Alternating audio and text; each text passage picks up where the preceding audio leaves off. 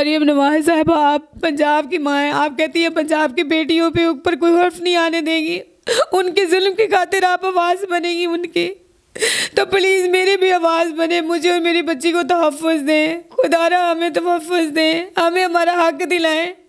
मरियम नवाज साहबा प्लीज़ मेरी बात सुन लें। किस तरह से आपको डराया जा रहा है? मुझे धमकियाँ दे रहे हैं, मुझे बाहर डालने की धमकियाँ दे रहे हैं, मेरे घरों के आसपास मास्क पहन के घूम रहे हैं कि कभी बाहर निकले तो हम इसको मारेंगे, इसको नुकसान पहुँचाएं, इसके पीछे कौन चलने वाला है। मैं बिल्कुल अकेली हूँ, मेरे आसपास आपकी फैमिली नहीं है पीछे?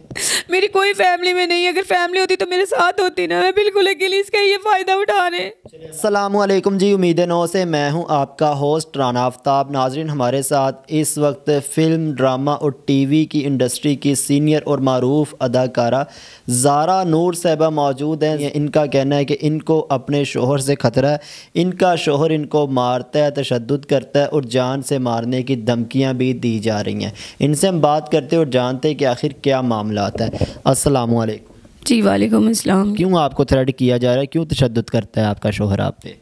जी, तशद्दुद की वजह ये, एक तो मेरी पसंद की शादी थी जो मेरी सबसे बड़ी गलती थी, और दूसरा मैंने इनकी छान भी नहीं की ये किस टाइप के लोग हैं। ठीक है, इनका एक ये भाई तीनों मिलके एक चीज़ ग्रुप चलाते हैं कि लड़कियों को फंसाना और उनको खाना। ठीक है, ये उनका मेन प्यादा है। कितने भाई हैं? ये 3 भाई हैं। इनका काम ही ये है, ये फिर जब कोई चीज़ इनके फंस जाती है तो फिर उसके बाद जो है ना वो मतलब इसको कहते हैं कि हम इस जंगल से तो अलग हो जाओ और आप ख़ानदान की जो औरत है ना उसको तवज्जो दो, ये इनका काम है। अच्छा, मेरी इनसे शादी हो जाती है। ठीक है, शादी तरह से ये आपकी ज़िंदगी में आया? मैं उस टाइम 2021 में मैं फ़िल्म कर रही थी गोलगप्पों के नाम से, तो उस दौरान मेरा कोई ना टिकटॉक पे काफ़ी यानी कि मेरा वो लगते थे और उसमें मेरी फ़ैन फॉलोइंग भी ज़्यादा थी। ठीक है, तो ये मुझे इसी तरह इनबॉक्स में आके कमेंट्स वगैरह करता था, नाइस वीडियो ये वो। फिर इसके ना मैंने जब देखा तो मतलब इसके फॉलोअर कम थे, तो मेरा एक ग्रुप था टिकटॉक का ना, मैंने कहा कि आप मेरा ग्रुप ज्वाइन कर लें। इसने मेरा ग्रुप ज्वाइन किया तो मेरा नंबर इसके पास ऑटोमेटिक चला गया। फिर ये मुझे मैसेज वगैरह करता रहा, जैसे रूटीन में मैसेज होते हैं लोग किसी के पास आने के लिए। तो फिर उसके बाद इसने कहा जी मैं आपसे शादी करना चाहता हूँ, आप अभी तक अनमैरिड हैं। मैंने कहा जी मैं अनमैरिड हूँ। तो कहता मैं आपसे शादी करना चाहता हूँ, मेरी खुशकिस्मती होगी अगर आपसे शादी होगी। मैंने कहा चलें ठीक है, मैंने हामी भर ली। मैंने कहा अपनी फैमिली से मिलवाओ, फैमिली से मिलवाया। फिर उसके बाद नहीं, मैं फैमिली से नहीं मिलवाया, मुझे कहता मेरे फैमिली के साथ कोई ताल्लुक़ नहीं है, मेरे ना क्रैशेस चल रहे हैं, तो मैं फैमिली में मेरी साथ नहीं है, शादी मैंने करनी है क्योंकि मैं मैच्योर पर्सन हूँ, तो मेरी फैमिली ने नहीं करनी। मैं उसी चीज़ पे इसका मैंने यकीन कर लिया। मैंने कहा चलें ठीक है। जब मेरी शादी हुई तो शादी के तकरीबन कोई 1 साल बाद अल्लाह ने मुझे औलाद से नवाजा। मेरी बेटी है माशाल्लाह 2.5 साल की। तो उस टाइम पे ना मैं जब प्रेगनेंसी की हालत में थी तो इस बंदा कहता है कि मेरा कारोबार बिल्कुल भी नहीं है, यहाँ तक कि मेरी बच्ची की जो डिलीवरी की सारी पेमेंट है वो वहाँ तब से लेकर अब तक मैं सारा इंतज़ाम घर का चला रही थी। इस बंदे ने कभी मुझे 1 रुपये की भी सपोर्ट नहीं की, कभी अपनी बच्ची के लिए कुछ नहीं लिया। इस टाइप से ये चल रहा था, लेकिन इसका काम था औरतों को फंसाना, उनको ये करना। मैं आए दिन इसके अफेयर पकड़ती रहती थी और उस पे ये मुझे मारता पीटता रहता था। काम तो ये कोई तशद्दुद भी करता है? जी, तशद्दुद करता था, बेइंतहा तशद्दुद करता था। जब इसके मैं चीज़ पकड़ लेती थी, क्योंकि मैं उन औरतों को बोल देती थी कि ये शादीशुदा, ये सिंगल बताता था, मैं मोबाइल पकड़ के बोल देती थी कि ये शादीशुदा बंदा, इसके चुंगल में ना फंसना, तो इसको गुस्सा आता था, फिर ये मुझे मारता पीटता था। ठीक है, इस तरह मार खाते खाते मुझे 3 साल हो गए। अब 3 साल के बाद मुझे पता चलता है कि 5-6 महीने पहले कि इसकी एक शादी और है जो कि यूके में की हुई है। ठीक है, फिर एक शादी इसने कराची में की हुई थी, उस टाइम मैं 7 मंथ की प्रेग्नेंट थी, तो तब मुझे पता चला एक शादी इसकी कराची में है। वो उन्होंने भी सारी चीज़ें मुझे दी। ये जो यूके वाली है ना, ये तो इतना था कि इसको 15-15 दिन के लिए रूम भी लेके दिया जाता था, उसके सारे मेरे पास एविडेंस मौजूद हैं।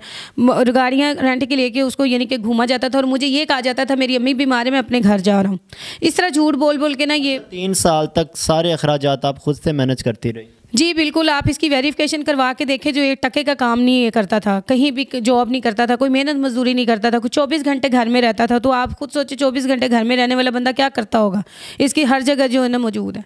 तो फिर लास्ट टाइम भी इनको जब मैं मारपीट की इसने, तो मेरी बच्ची को लेकर ये चला गया। जब मेरी बच्ची को लेकर गया तो मैं मतलब परेशान हो गई। एक तो मुझे मारा पीटा और दूसरा लेके चला गया। मैंने सोचा शाम को वापस आ जाएगा, कल वापस आ जाएगा, लेकिन इनका एक प्रोपोगंडा था। उस दौरान ना इनका जो मोबाइल लड़ाई में मैंने पकड़ लिया था, वो मोबाइल मेरे हाथ लग जाता है और उसमें मैं रिकॉर्डिंग्स देखती हूँ इनकी, और रिकॉर्डिंग सुन के ना यकीन करें कि मैं थर थर कांपना शुरू हो जाती हूँ। इतना प्रोपोगंडा इन्होंने किया होता है मेरे खिलाफ। इवन कि मुझे स्लीपिंग पिल्स दी जा रही थी, मुझे स्लो पॉइजन दिया जा रहा था कि कहीं कभी ये मर जाएगी 2-4 दिन में, ये हफ्ते 10 दिन में, तो फिर मैं आज़ाद हो जाऊँगा। और जो इसके भाई कह रहे हैं कि तुमने जो लिख के दिया हुआ इसको, वो क्या क्या लिख के दिया हुआ, तो भाइयों को बोल रहा है मैंने गलती होगी, मेरे से ज़बरदस्ती अंगूठे करवाए गए थे, मैंने ज़बरदस्ती मुझसे लिखवाया गया था।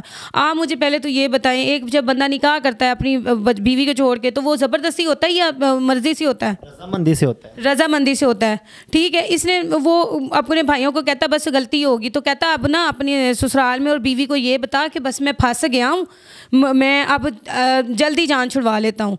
फिर ये तवीज़ वालों को फ़ोन करता है अपने रिश्तेदारों को कि आप लोगों को मैंने सारा डेटा दिया था, आपने तवीज़ लिए हैं कि नहीं लिए, काम शुरू करवाया कि नहीं इसका। तो वो बोल रहे हैं जल्दी हो जाएगा, बस इसकी ज़ुबान बंद हो जाएगी जल्दी, हमारा टारगेट ये है कि इसको इसकी ज़ुबान बंद करना। ज़ुबान बंद करने का मतलब है इसको मारना, काला इल्म करवा रहे थे। फिर उसके बाद ये घर में बैठ के कहता है भाइयों को बस इसको देना कुछ नहीं है, जान छुड़वानी है, आप ऐसा करो मेरे नाम का इश्तिहार निकलवा दो, और इश्तिहार निकलवा के ना आप उस पर कर दो कि हमने आमिर को आग कर दिया, अब हमारे से कोई ताल्लुक़ नहीं है। बीच में तो कहता मैं आता ही रहूँगा ना, तो उस पर ये होगा कि ये जो दावा करती है हक महर का, तो वो इसको नहीं मिलेगा। इस पे ये प्रोपोगंडा शुरू होता है, इस पे ये मेरी बच्ची को लिया जाता है मुझसे। ये सारी कहानी है इनकी, यानी कि मैं ये चाहती थी कि मेरी बेटी छोटी है तो बाप का साया हमेशा बच्ची पे सलामत रहे। मैं इसलिए इस बंदे की मारें भी खा रही थी, ये सब कुछ बर्दाश्त कर ली थी। लेकिन जब मैंने वॉइस सुनी है तो मेरे पाँव तले से ज़मीन निकल के कि ये बंदा मेरे लिए किस तरह से प्रोपोगंडे कर रहा था, जिसको मैं 3 साल से उसको पाल रही हैं और वो आपके खिलाफ ही। मिजाजी खुदा मैं उसको समझ रही थी, और मेरा मिजाजी खुदा मेरे लिए क्या कर रहा है। जब मुझसे निकाह किया था, इतने सारे वादे किए थे मेरे साथ, तो तब तो उससे अपनी ख़ानदानी बीवी बहुत बुरी लगती थी। और अब जब सब कुछ हो गया और उसको कमा के देने की बारी आई, क्योंकि मैं कहती थी बच्ची की रिस्पॉन्सिबिलिटी उठाओ, घर की रिस्पॉन्सिबिलिटी उठाओ, तो तब मैं सबसे ज़्यादा गंदी हो गई। कितने रोज़ से वो गायब है घर से? ये तकरीबन कोई 10 दिन हो गए हैं। 10 दिन पहले का है, बच्ची को लेकर गया, 3-4 दिन गायब रहा, फिर उसके बाद बच्ची इनके घर से बरामद हुई। मैं जब वॉइसें सुनती हूँ तो मुझे ये लगा कि ये बच्ची की जान को ख़तरा है, ये बच्ची को मार डालेंगे, ठीक है, या कहीं कर देंगे, किसी को दे देंगे। तो मैं इस तरह सोच के मैं इनके घर पहुंचती हूँ। जब मैं इनके घर जाती हूँ तो इनका दरवाज़ा खटकाती हूँ, तो आगे से इसका छोटा भाई निकलता है, जो कि आबिद अब्बासी उसका नाम है, और वो निकलते ही मुझे थप्पड़ मारना शुरू कर देता। वो तो आपके लिए गैर महरम है। मेरे लिए वो गैर महरम था, उसका हक ही नहीं बनता था। जब उसके भाई ने, कमीने ने जब शादियाँ की थी, तो क्या उनको इन्वॉल्व किया था?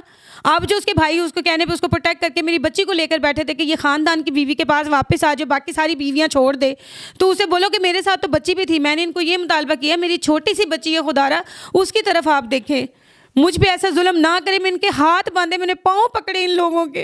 किस तरह से आपको डराया जा रहा है? मुझे धमकियाँ दे रहे हैं, मुझे बाहर डालने की धमकियाँ दे रहे हैं, मेरे घरों के आसपास मास्क पहन के घूम रहे हैं कि कभी बाहर निकले तो हम इसको मारेंगे, इसको नुकसान पहुंचाएं, इसके पीछे कौन चलने वाला है। मैं बिल्कुल अकेली हूँ, मेरे आसपास आपकी फैमिली नहीं है पीछे?